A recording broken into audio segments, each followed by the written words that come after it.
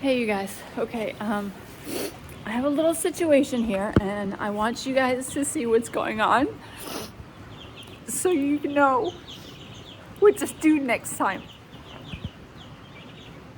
Darcy is colicking and I just got off the phone with Dr. Castro and he's gonna be a ways away. But he told me to keep him up and don't let him roll, so I'm gonna do that.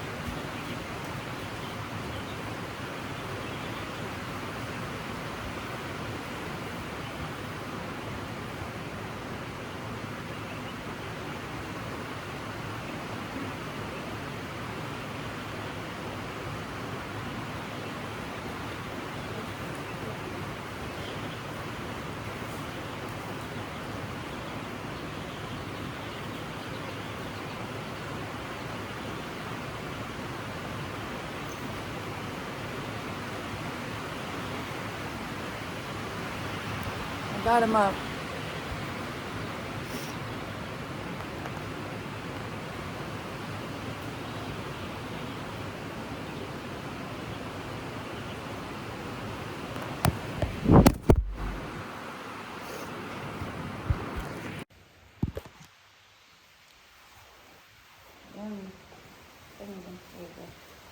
Hi.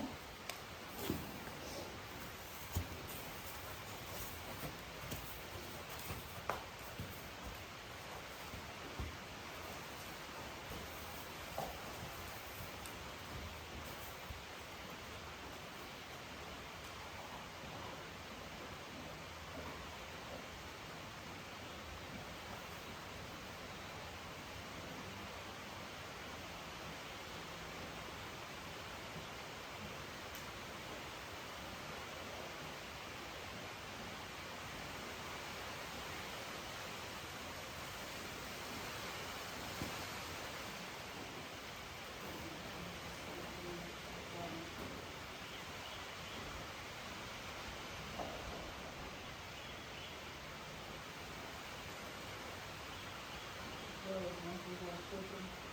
can't hear you.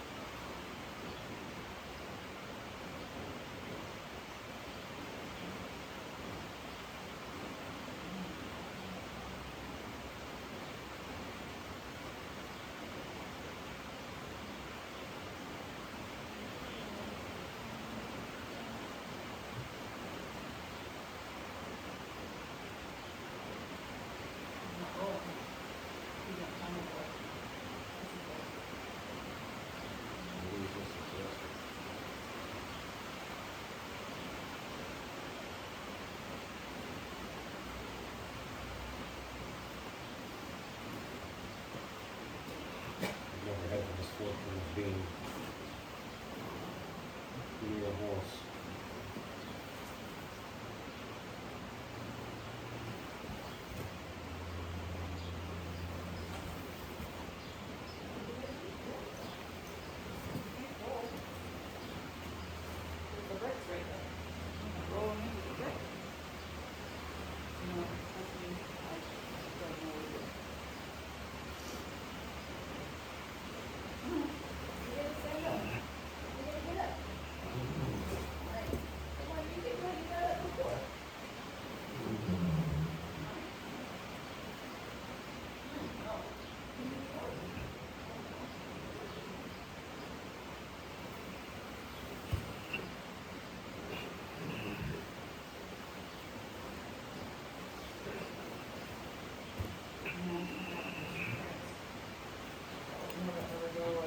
I can't hear you. I just hear mumbling.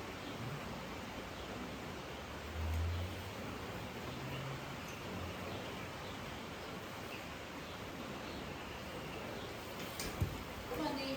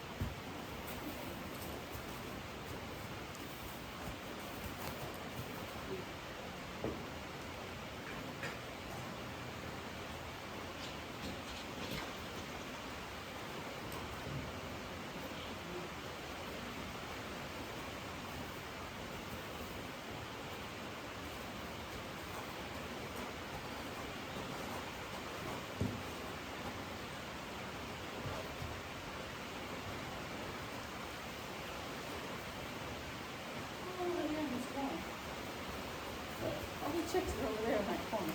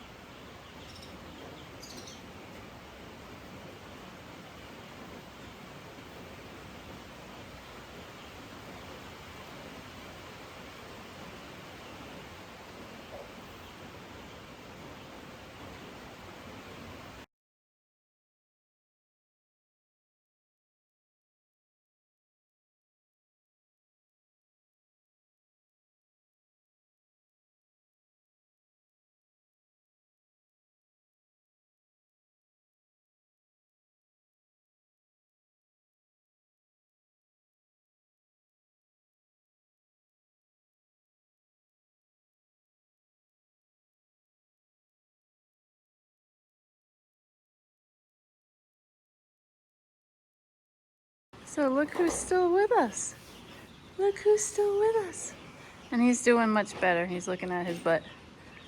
So Dr. Castro was here and he was in a lot of pain. Yeah, you were. Hi. And he did a little thing to his bum to double check to see if there was anything going on back there. And then we put a tube up his nose and put it down in there, see if there was any blockages is here. And he says that in about 20-30 minutes he was just gonna snap out of it, which he has. So we're gonna leave him, keep him here on this side away from food for the night, and he can stay over here because there's no food. Jarvis is happy.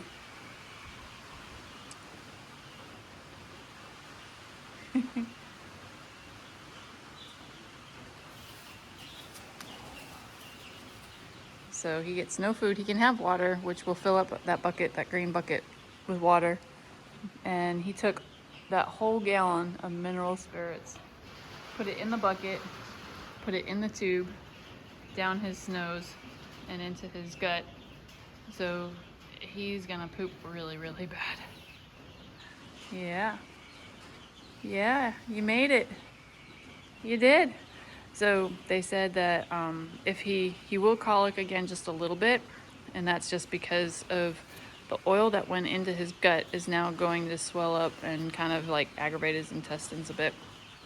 And he will poop a lot. He'll have a lot of big diarrhea. So we're gonna keep him in here. Sean's counting babies. You counting them? How many did you get? I don't know. I was playing with them. Oh, we'll pick one up. No. You can pick them up. No. They're disgusting, dirty little ones. Just clean up all their poop. No. But yeah, he gave us that's the Banamine right there, and he gave me a shot of vitamins. It's probably vitamin E or something like that. So if he colics again, we give him the shot, a vitamin, and the Banamine. And I need to invest in a rectal thermometer and a little case for my stethoscope, so that way next time I can kind of, hopefully there won't ever be a next time, but if there is a next time, then we can make him a little bit more comfortable and he's not in so much pain for so long because he was exhausted. Do we have a blow-up mattress? Do we have a blow-up mattress? You got water going.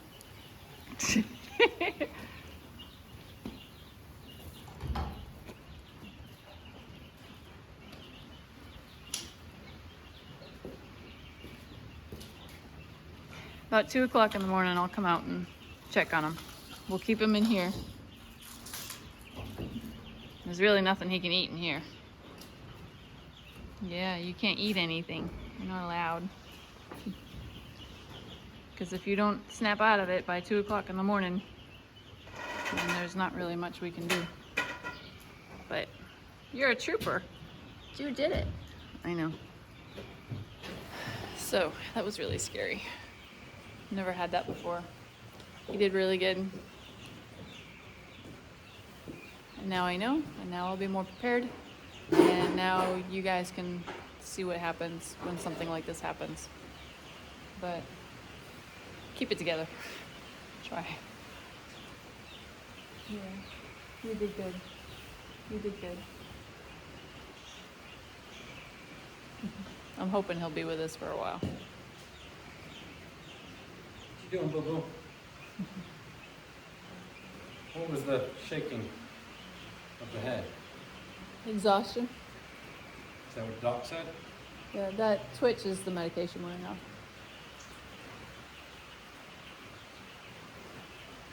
Can we fill that green bucket with water, and we'll make sure he has that water, and then we'll just lock him in here. Mm-hmm. Take care of it. That's it. I don't know about you, but I'm hungry.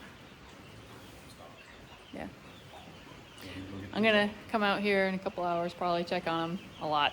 It's gonna be a very long night, and Yeah, we gotta keep an eye on this guy. So, You want me to go get pizza? ooh, pizza. No, No. no. We'll talk to you guys later. We gotta figure out what we're gonna do for dinner. It's like 9 o'clock. It is. It's 9 o'clock. See you later, guys.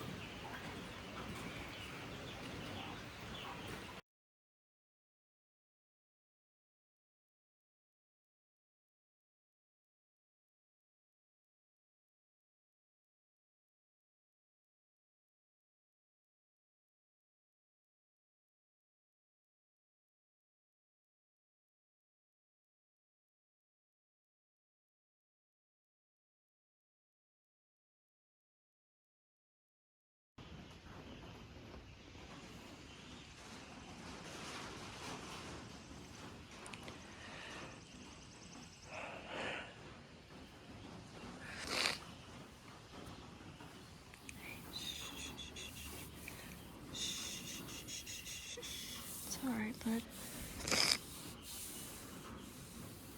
It's okay, bud.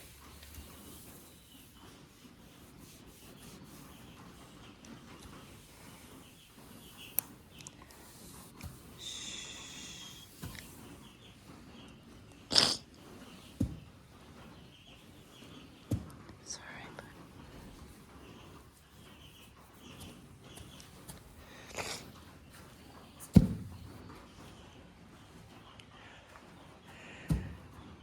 Oh, you guys. It doesn't look good. He's exhausted from standing and walking and pacing. He didn't drink any of his water last night. And he didn't go to the bathroom. And he's still doing this.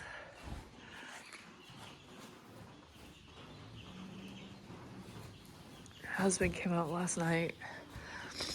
I came out last night. And there's no change. So Dr. Castro is going to come back out. There's a bunch of options that we could do.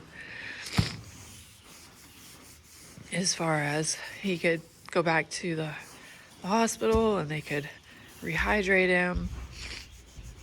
But, oh heck, you guys. This is an awful hard decision. Hey, buddy. I'm doing my best.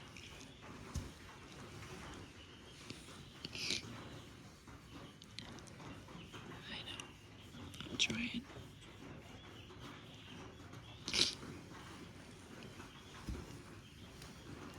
I'm not gonna leave you.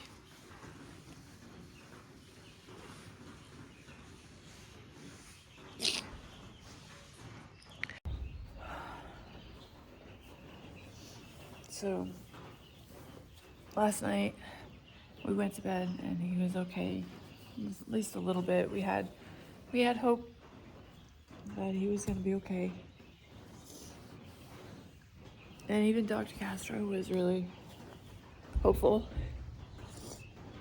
And he's been in the barn all night. And husband came out and checked on him. And, husband said he was okay. So I don't know what that means. I don't know how long he stayed and all that. But this morning I came out again, and it's not. I know. His belly's all sweaty. He's starting to get in pain again. Yeah, his shoulder's twitching.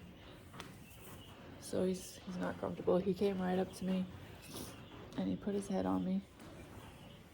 And then I went in because, I was gonna have to go to work. And I could hear him cry. He actually whinnied. So I came back out. And I'm not leaving him. So I called Dr. Castro again. And we talked about it. And Oh, it's so expensive. I don't know what we're gonna do, bud.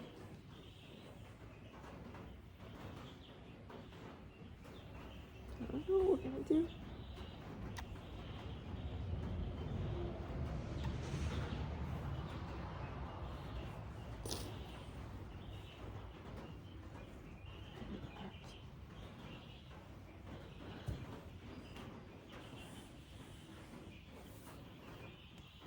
Well, I'm not gonna give up on him yet.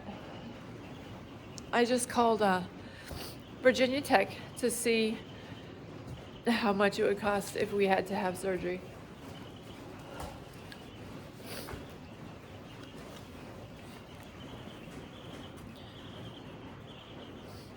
Oh, you're tired, huh?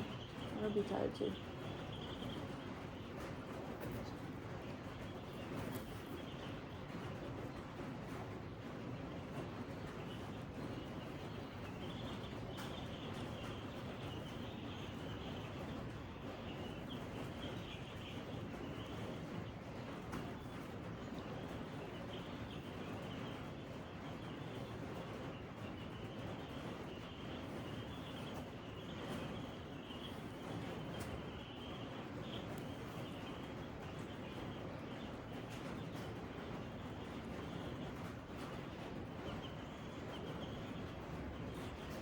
Feeling any better?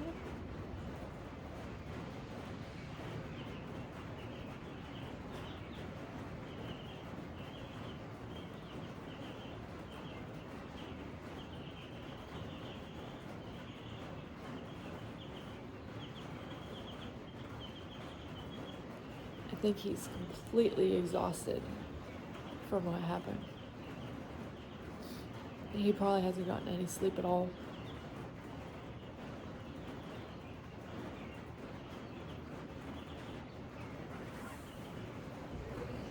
So you guys, we're here. He's all set up. He's resting.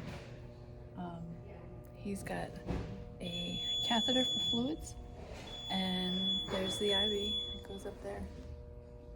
He's got 2 bags, and each, I think, they last an hour.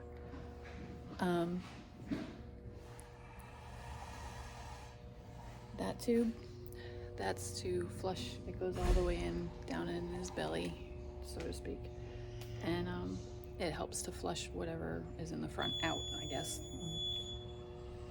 I really don't know a lot about the technical verbiage of it, but he's a trooper.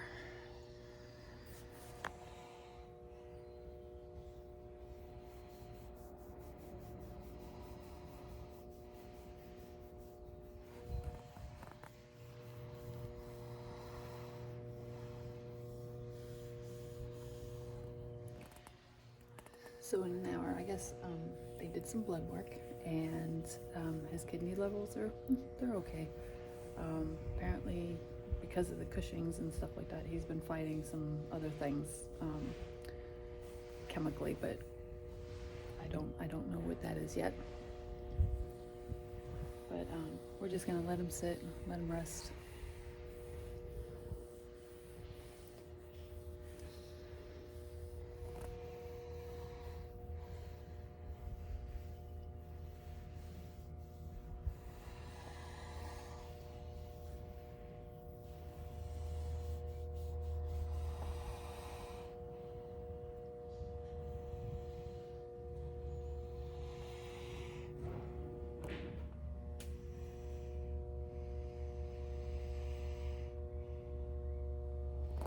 Trying to let him rest. I'm here, buddy. I'm here. Don't worry, I'm here. You got a lot going on this morning, huh? Yeah. Maybe you can get some sleep. What am I saying? Nobody ever sleeps in the hospital.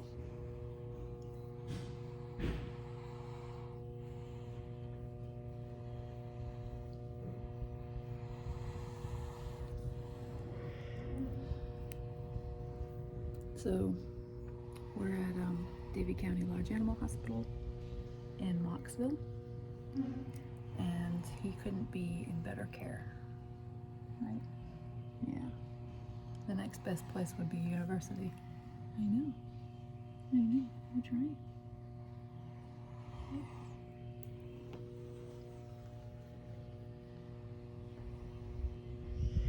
He's now looking around. Where are we, huh? We know where we are.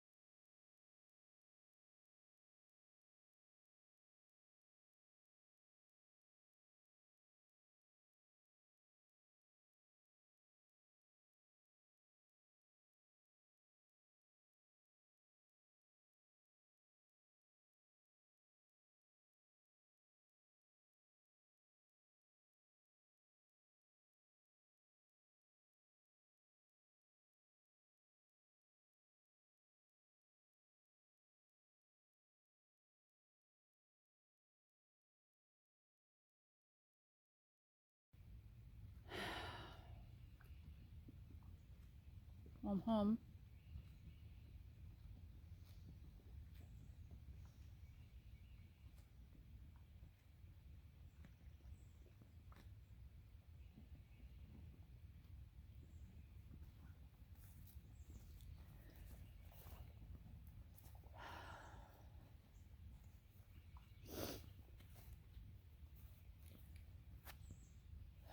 So apparently, there are more than 70 types of colic. A lot of them are just impaction and they get flushed out, and the horse is no worse for the wear afterwards. Then there are some that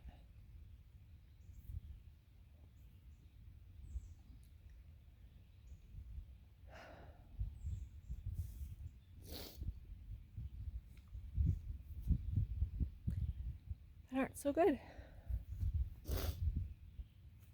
So I got one.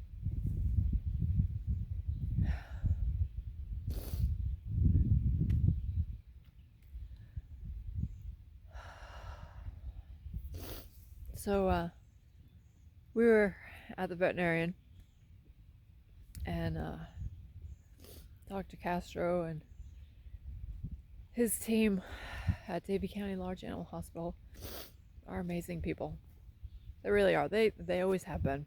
Ever since I started going to them 4 years ago. We bought Darcy in 2018 from a girl in Ohio who said on Facebook, "He's got to go." That was the caption to his picture. He's got to go. Don't know why. Maybe they didn't get along. He didn't have very good manners when we got him. But she had met us in West Virginia at one of the casinos in West Virginia, and said that she saved him, got him, took him, whatever, from a guy who had him and a friend out in a pasture with cows, just wasting away to nothing. His friend was dead.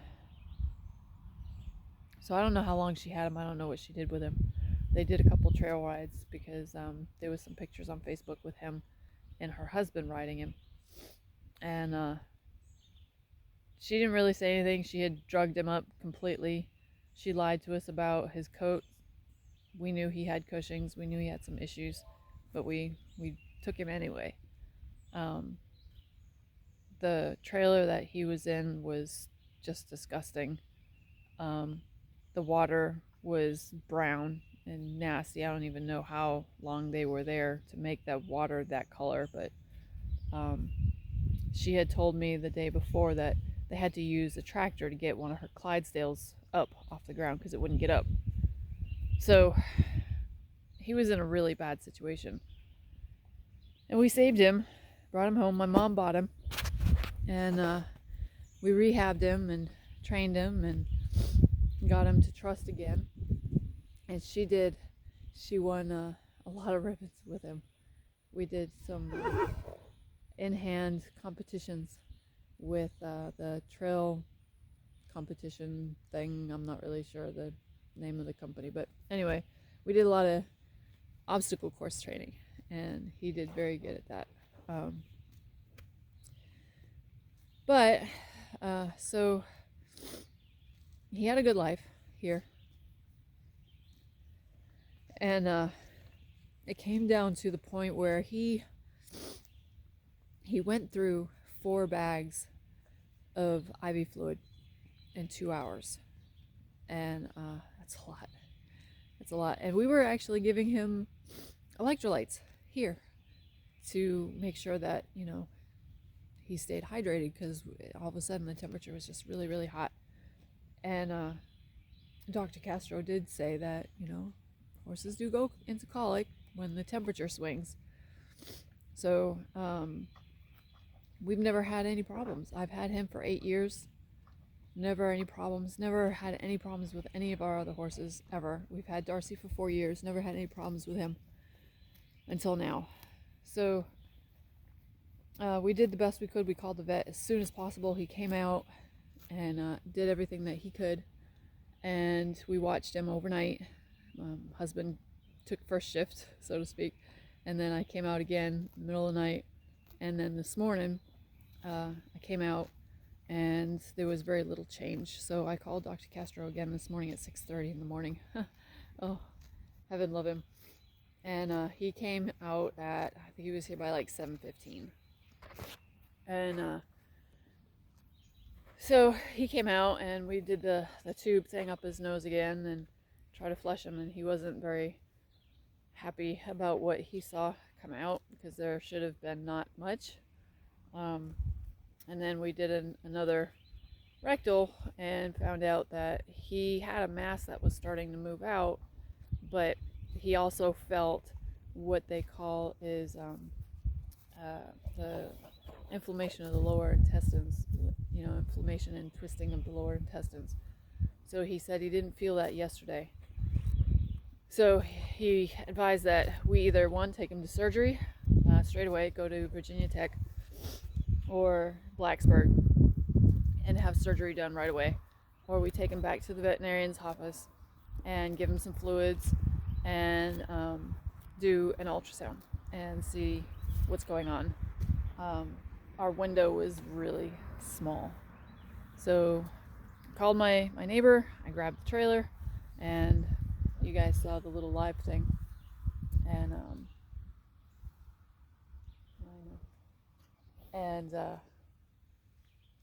we did the ultrasound after the IV fluids. We couldn't manage his pain. He was still in a whole ton of pain. I timed it, and it was like somebody who was gonna give birth, you know, to a baby, where it was, you know, every 20 minutes he'd start to have cramps in his stomach, and he would get more agitated. He would start to sweat. His breathing would increase. It would last about 4 or 5 minutes, and then it would ease up a little bit, and he would be going back to being relaxed a little. But his shoulder, like this whole side, was just shaking, and that's all from pain. And his gut back here was starting to swell up a little bit. And so after the 2 things of IV, they took some more blood, and his kidneys were all right. I mean, he was on a lot of medication, and his liver was kind of okay, but his hydration had gone up, and so he was hydrated. So he should have peed a lot, and he didn't. He didn't poop. So we did the ultrasound, and the first thing, And I've seen ultrasounds of babies, but I've never seen one of horses, and I don't know what it's supposed to look like inside. But when the veterinarian goes and gets really quiet, you instinctively ask, "That's not good, is it?" And he said no. And what we saw, and it's really hard to explain unless you can actually see it, but you know that screensaver on Windows that was those little round bubbles that were different colors? Well, just the shape. I'm not gonna say that they were bubbles and they weren't moving around, they weren't shapes, just this shape of a circle. And he said, and you could see them kind of like all around, and that was basically this angle of the small intestine. So you saw it like that instead of like this part, you know, as it goes along like a tube, you saw like a cutaway part. And they were all around, and there was one that had like a lot, like when you look at an ultrasound you can see debris, because it's kind of like snow on a TV. Way back when you could have snow channels, it's like that, you know, the snow. It looks like that. And then there was another part where you could see like particles. It almost looked like twinkling stars moving through it, but the intestine itself wasn't moving. And he said normally the intestines are flat, the small intestines, and they move, they undulate to move the food through. And these ones were big and round like balls, and they weren't moving. There was fluid in some, there was impaction of, you know, food and whatnot in others. And he's like, the small intestines are fighting a very big losing battle, because they can't do what they're supposed to do because of whatever's going on is just way too much. They're like blowing up like water balloons. And it was because it couldn't move anything through, because they can't move, they can't undulate. So think about your stomach just being filled up and filled up and filled up with air all the time. It's going to be extremely painful. So he showed another shot, and you could see the large colon coming down, and it looks like ridges like you see in all the pictures. And then the small intestine, which is supposed to be small and flat, was just as big as the end of the large intestine. And that's very, very bad. So he wanted to look on the side, and on the side of a horse, the spleen takes up like all of this here. So it's like all of that should be his spleen. It's very flat, like kind of like how people's liver is, but it takes up a big section. And all we could see was this little tiny bit like that on the top, and it was very dark, and it's not supposed to be that way. So what was happening was his small intestines had some type of blockage somewhere in the 70 feet of small intestines that are in their gut, was pushing everything from there all the way up and expanding like a balloon under his belly. So if you can imagine that kind of a pain of what you're going through and the cramps involved in it, they had given him so much pain medication that it should have helped, and it didn't. So 1, we could not manage his pain.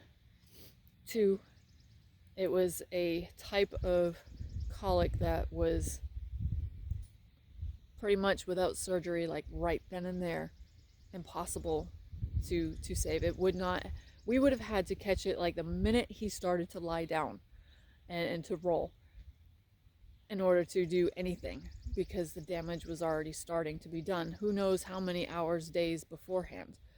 So by the time he laid down and started rolling and started showing signs of colic, it was pretty much, you know, a done deal. There was no turning back for him. But we did what we could, because we have to, and that's what you do. So if you can't manage the pain, and there's a 10% chance that he will survive a surgery, then the last thing you can do is euthanasia. So that's what I decided to do. We decided that it would be in his best interests, since we could never manage his pain ever, and it was just going to get worse. He would have gone. It would have, in the next 24 hours, it would have pretty much exploded him, so to speak. I mean, it was bad. So, yeah.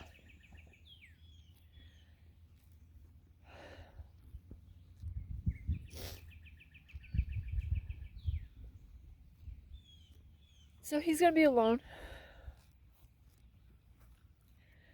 I don't know how long. Hopefully. Hopefully not very long.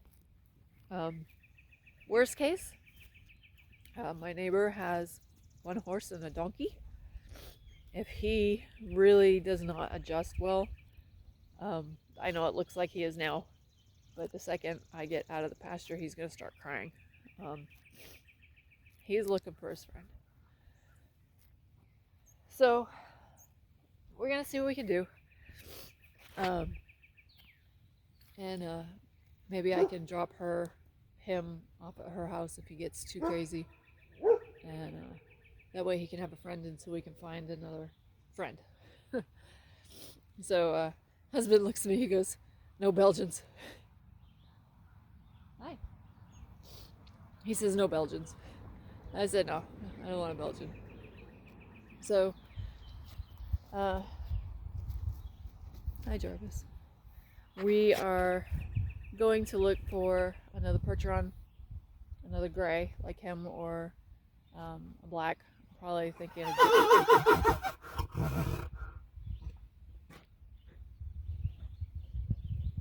Really? I know. You smell, huh? The wind is coming towards us, and he sees the trailer in the driveway. I know.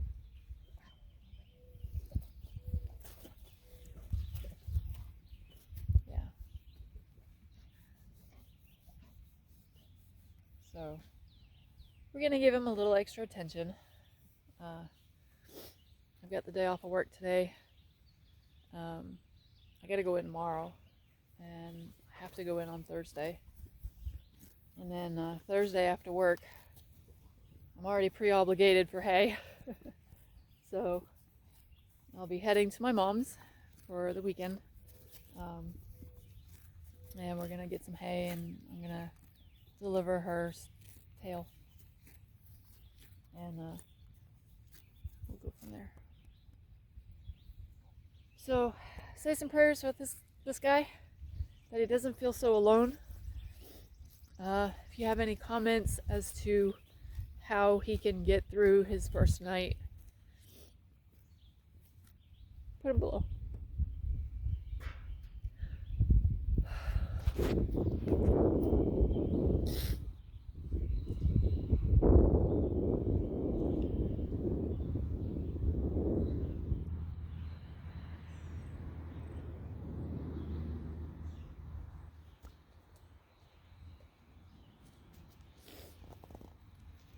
We'll see you next time.